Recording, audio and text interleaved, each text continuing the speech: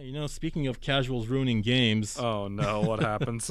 There was some drama over a Fortnite patch. Fortnite patch. Oh no, what happened to Fortnite? Have you heard of Fortnite? Have you guys heard of this great new game called Fortnite? Wow, it's incredible. Oh God, I don't like Fortnite, but we should talk about it still because it is important. It is an important piece of news. The news. It's more that the conversation around the news is more important, and that's so sad. Fortnite had this. They released a patch a few months ago. I think it was the 7.4 patch. Which one was it? Yeah, 7.4 patch, where they changed the game to make it more aggressive. Okay. Because Fortnite is a very defensive game. There's a lot of every time I would play Fortnite or watch Fortnite, I'd always see like guys just sitting in towers. Yeah, they just sit in towers, hide. You can build a tower, and they would just take pot shots. It would just basically turn into them building towers and to try and get the advantage on the other person or try to get like a clear shot at them. And I personally thought that was really. I'm not going to say Fortnite's a bad game, but I personally hated that style of play because I think it's really boring. Yeah, it's basically saying turtle up and just wait it out. Yeah, that's why I like Apex Legends, because Apex Legends doesn't do that. Apex Legends is more of like a tactical. Yeah, you can be more aggressive in Apex. And Apex Legends is starting to gain a lot more popularity than Fortnite. Fortnite is starting to get on the downturn. A little bit. I think it's still number one right now, but it's still big. But I love Apex though. It's still big, but the pendulum is starting to swing the other way for Fortnite. Because Apex is good. Because Apex is good. Right, Respawn Entertainment makes great games. I'm glad they're finally getting some attention. Mm-hmm. But so back onto the Fortnite thingy. Back onto the topic. So sorry. So they made changes that made the game more aggressive. But then this week, I think it was this week, they released the 8.2 patch, and the 8.2 patch reverted all those changes. Okay. So the game has gone back in the core game mode. So the game has kind of gone back to being like more defensive. Mm-hmm. And this started some drama with guys like Ninja. Ninja, he's their big stream boy. He's probably the biggest streamer right now. Yeah. Everybody knows him, even if you don't care about Fortnite. Yeah, or Ninja. If you don't care about Fortnite, if you've heard of video games or even Fortnite in general, you know who Ninja is. Yeah, and so Ninja came out. He responded on Twitter by saying that they're trying to. He didn't like it. He said Epic was trying to make the game a quote unquote safer place for casual players. Mm-hmm. And that this is going to make it harder to find games at high levels of play. I've heard similar complaints about this of other kind of games. Like this kind of does bring you back to Super Smash Bros. Ultimate, where the online play kind of made it hard to find like a balanced, fair game. Yeah, how is the matchmaking in Smash Bros? I haven't bothered trying it out yet, but I've heard it's okay to bad. In Smash 4, I did not like the matchmaking. Felt really like wonky in Smash 4. That's when I played it. The only thing that was wrong with Smash 4 was as long as we both had decent connection, you'd be okay. But in this one, it's kind of weird because you can tailor make a game to how you like, and then you send it out, and if someone else has the same settings, then you play that. But sometimes it puts you in a totally different setting. I remember seeing that when Ultimate came out, where if it won't give you the settings you want, it'll just put you in a random game that you didn't want sometimes. Yeah, I'm not sure if they fixed that yet. I think they may have fixed it, but I'm not sure. I heard they were going to change something about that, but God, yeah, that frustrated me when I saw it. That made me not want to play online. But casuals versus competitive. The casual versus competitive audience, that's pretty hard to balance too, man. Yeah, it's hard because you either appeal to one side and upset the other, or you appeal to the other side. Like you appeal to the competitive side, and yeah, they love it, but the casuals stay away. But if you appeal to casual gamers, then competitive gamers will just bombard you with hate. Because the game doesn't feel like it's very. The games feel like they're losing a lot of their depth or their fun when you make a game a little too simple sometimes. Yeah, and again, not that simplicity is bad, but again, I'm going to take this to I'm sorry for doing this, but another Super Smash Bros. Reference. Super Smash Bros. Melee was highly competitive, and a lot of people loved it because of like how competitive it was, and it was still being played in competitive tournaments to this day, even though it's an old GameCube game. Yeah. So when Super Smash Bros. Brawl came out, and it was a lot slower and more appealed more to the casual gamers. Tripping. Tripping? Oh my God! Do not remind me of tripping. I still have nightmares about that. The worst mechanic ever in a fighting game, man. Yeah. And they did that specifically because they didn't want the game to be competitive, right? Yeah. But then that happened in Brawl, and a lot of people just brought so much undue hate onto Super Smash Bros. Brawl. Some of it is due. Tripping is just some of it is due, but some of it is a little undue. And even though Super Smash Bros. Brawl has perhaps one of the most broken characters in Smash Bros. With Meta Knight. Yeah, because you can't. He just never stops attacking, right? Is that what makes him broken? Yeah, he can attack in the air, and usually when you attack in the air, he's so fast. He's fast. He has like a what 4 or 5 frame attack. Yeah, and the thing about Super Smash Bros. Brawl, it's a slow, floaty kind of game, but Meta Knight is the total opposite. Meta Knight is basically a melee character stuck in Brawl. So he's fast. He can attack you in the air super quick, and he doesn't have any landing lag. It's just unfair, and this is before the time when the Wii could have any patches in it, so they just kept Meta Knight the same way as possible. Yeah, I remember some guys made Brawl Plus, where it was like Brawl, but like they like improved it and like it was Project M. Oh, Project M, that's what Project it was. M is what you're thinking about. Yeah. That was a Brawl Plus too, right? I think that's what Brawl Plus started out as, but then it turned into Project M. There was a Brawl Plus and a Brawl Minus, where one of them made the game more balanced, and the other one made the game like way more broken. Yeah, and I think they merged that into Project M. Yeah, I think that's what it was. I don't remember. I never touched Project M, but I've played a couple rounds, but it's pretty fun. It looks fun. Anyway, back to the Fortnite. Yeah, the Fortnite thing. Well, not even Fortnite. I just want to talk about trying to balance between competitive and casual audiences, because that's a very hard balance to achieve, but it is possible. Yeah. And games like I can even talk about another reference is Fire Emblem. Have you ever played a lot of Fire Emblem? Yeah, I used to love Fire Emblem. I don't play it as much anymore, but. Well, a lot of people do. A lot of people hated the newest Fire Emblem games. See, that's why. That's where I fell off. I fell off at Fates. I played Awakening. Awakening was okay. I played Awakening. Awakening was pretty good, but the older, on the easy side. Yes, it was definitely on the easier side. But if the older games was, you permadeath, lose if a character dies in the game, he's gone for the rest of the time. That's why I liked Fire Emblem. It made you care about your characters. Yeah, it made you care about your characters. But now we've seen Fire Emblem starting to appeal more and more towards the casual gamers, and it's appealing to weebs. That's exactly what it's doing. It's appealing to the weebs. Why Fates is where I fell off, and that's because Awakening had it a little bit, but Fates is where it just went full like waifu. It went husbando. Full into the dive. Into the deep end. Just full like waifus and husbandos everywhere. But the thing about Fates is also because Awakening introduced a I forgot what the mode was called, but it was like a casual mode where if you lose a character in the game, they just come back. Then they come back to the next level. It's like, okay, that's fine. But in Fates, they took it a step further and then introduced the Phoenix mode. And in the Phoenix mode of the game, if you lose a character on a turn, they come back the next turn. Is that optional or is that? It's optional. Like both of them are optional, and a lot of people hated that. It's like, why is this even included in the game when they also made weapons? Weapons don't break in Fates either, do they? Weapons do not break in Fates. You're right. Because in the older games they would break, so you have to be smart with your weapon selection. Because you could use this super good sword right now if you want to, but you might not have it later for the boss. Like, I'll give an example of Fire Emblem Sacred Stones. Sacred Stones was on the Game Boy, and it was very old school Fire Emblem. It was permadeath, weapons break. You have to really care, and it's put a lot of thought into. Okay, so how am I gonna put my character selection? How's my lineup looking? Do I have enough healers? Do I have enough items? Do I have enough this? Do I have enough that? I need to be careful of all my characters, and if I die, then I gotta restart the game. But now when you're talking about the 3DS games and like Awakening and Fates, like, okay, well, I don't care. I don't need this kind of.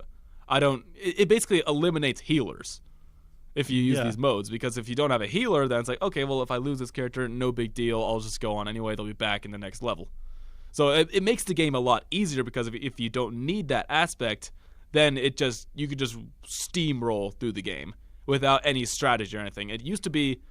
Fire Emblem used to be a very technical chess match of a game. Yeah. But now, and going into this, it's basically taking away into the newer games, it's taking away a lot of risk and just making it super easy. Yeah, and that's why I fell off of. Apparently the one that came after it, Shadows of Valencia, was pretty good from what I've heard. I did not play Shadows of Valencia. I've heard decent things about it. I heard it goes back to like the older Fire Emblem formula. Yeah, so it goes back to the older Fire Emblem. I do want to go back to play that one day, but yeah, after Fates, I was just done with Fire Emblem. Yeah, I played Awakening, and Awakening was pretty fun. I liked Awakening. Awakening's still okay. A lot of people hate it now. I thought it was. When it came out, because it's the game that saved Fire Emblem. Yeah, it's the game that saved Fire Emblem. Because before that, Fire Emblem was like kind of like on the downturn. It wasn't bad, but nobody was buying it. Yeah. Awakening is kind of what like made it like popular again. Yeah, but then Fates was what everyone did not like. Fates. And I played Fates because Fates took all of the bad stuff from Awakening and then made that into the forefront, and then they made the game a lot more casual and less interesting. Yeah, and plus there was a lot of nerfs in it too. Because there's one character in Fire Emblem Awakening, and his name is Donald. Yeah, I love Donald. He's a villager type character. So he's basically, think about him as a prospect type of character. He's very, very, very weak at the beginning of the game, but if you build him up and like level him up, get him stronger, he can be one of, if not your best units by the end of the game. By the end, those characters have existed in Fire Emblem. They used to be called like recruits or trainees. Yeah, the recruits or trainees. But then because they can promote like an extra time, they have like more levels to get. Yeah, and they have really high growths, so they usually end up by like being the best character by the end. And what was special about Donald was that he had this ability. I think it was called Underdog, and it basically grants him stat boosts. And I used Donald, and my Donald character was so broken. Yeah, he was super strong. He just plowed through enemies the whole time. And then in Fates, they kind of got rid of that, where there was a villager type character. I'm like, okay, this is gonna be my Donald 2.0, but she was just nerfed to oblivion. It's not as good. I'm like, what is this? This is not my Donald character. What happened to you? And by that point, why even bother using the character if they're not going to be? If you're going to invest so much extra work into the, if you're going to invest so much extra time into the character, why even bother making them? Exactly. If they're not going to be good, why bother investing in them? Like, I put all this work in, but this is honestly kind of a letdown from what I got here. And I know that but a lot of what people didn't like about it as well, there were like 3 different games. Like one appealed to more of like the Awakening style gameplay, one appealed to more of like the old school Fire Emblem games, but people just didn't like that. Said, well, why just make one game? I don't know. Fates was just so appealing to the casual. I've heard that even people who made the Fire Emblem games didn't like Fates because they felt that it wasn't like original to the spirit of the original games, or faithful to the spirit of the originals. God damn it! I keep hitting the pop filter.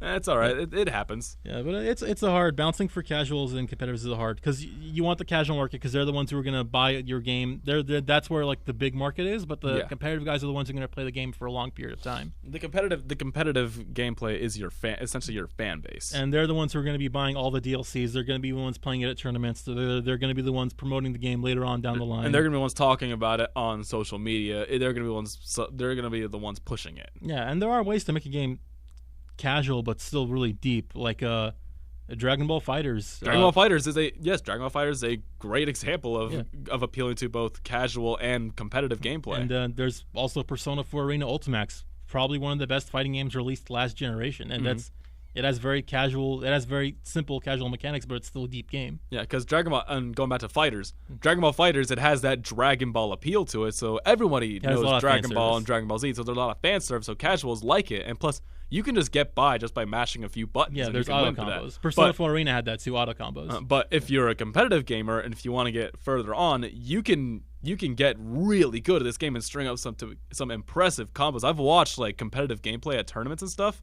There is some crazy stuff these people string together. Yeah, because the game has a lot of mechanics that make it where it's simple to pick up and play, but there's like more underneath it that lets you get really creative and flexible with your combos, and that's where a lot of the depth comes from. And people say that it saved both Dragon Ball video games, and there's even other like more extreme people saying it saved the fighting game genre in general. Not the fighting game genre. Well, not like fighting games were going strong before Dragon Ball Fighters. Well, Fighters just made it a little Dragon better. Ball Fighters was definitely a nice boost, but they've been going on strong for a long time. But I'm not saying it's saved, but it gave it a breath of fresh air. Seeing an actual Dragon Ball Z game as a fighter. Yeah, a good competitive Dragon Ball Z fighting game. Yeah, that was nice. It was good to see that finally. Yeah, and there have been good Dragon Ball Z games, but not the fighting games. Budokai was okay. Budokai was pretty good, and what was it? Dragon Ball Xenoverse? I don't like Xenoverse. I was high on Xenoverse when it came out, but then as I played the games more and more, I realized how like shallow they were. Yeah, Xenoverse 1, you could basically if those 4 races in Dragon Ball Xenoverse, and as long as you picked Saiyan and went Super Saiyan, you could basically sweep through the game. Yeah. And in Dragon Ball Xenoverse 2, it was a little more balanced, but there was still a lot of issues with it. I don't know. The game's just I never felt like I was like learning like getting as long as if you like hit a couple buttons. It just felt like a button masher. Yeah, that's how basically I played it, and I basically won was just by button mashing and using a few special moves. Yeah. Also, grinding for stuff in that game is just a nightmare. I hated unlocking stuff. Do you remember how you have to unlock stuff in that game? Oh my god, do not remind you me have of that. To get, that like, was terrible. You have to get Z ranks on these. Like there's a mission with Bardock where you have to protect Bardock. But he died. He has like he has like the health of like a wet tissue paper. Yeah. He dies in a second. Yeah, and then there's some of these missions are so simple and so easy. You can get through it like a breeze. But there's another, and especially in Xenoverse 1, this is the one that I want to talk about. This is the main hard one, is you have to go through the you have to go through just run through the gauntlet of Super Saiyans. And by the end of it, by the the final boss is all 3 of Goku, Gohan, and Goten, all at Super Saiyan. And when you're a Super Saiyan in that game, your ki just automatically refills. And they're just spamming their and super they moves. just spam super moves, so it's nearly impossible to beat it. Yeah, I remember that mission. Yeah, that mission was a pain. Oh my god. I remember beating it and finally, yes, I did it, I won. And then there's an extra part after it, because you successfully beat, I say in air quotations, the mission, the hidden objective. Yeah, but then you have to get the hidden objective, and if you want to do the hidden objective, then you get the extra. You have a chance to get the extra item. Chance. Yeah, you have a chance, and by the time you get to the hidden objective, you've already burned through all your healing items. You don't have any like healing combos. Like, you're on very low health. I was like, oh, this is gonna suck. I remember a mission like that where you team up with Frieza. Mm-hmm. And you have to beat the Z Warriors. Yes. You have to beat Goku, Gohan, Krillin, I think Vegeta and Piccolo. You have to, and that's the only way you can unlock Super Saiyan. That's the way you unlock Super Saiyan in the game. I don't remember that's how you unlock Super Saiyan, but I remember at the end of the mission, to get the reward for that, you have to get the hidden objective where Goku gets up and he's the Super Saiyan. And the mission isn't hard because it's not hard for you, but you have to protect Frieza. Yeah, but you have to protect Frieza. And then Goku just blows Frieza up like instantly. It's like, no, why? So have fun doing that. Yeah, but anyway, we got off topic. Back to we got off topic. We got way off topic.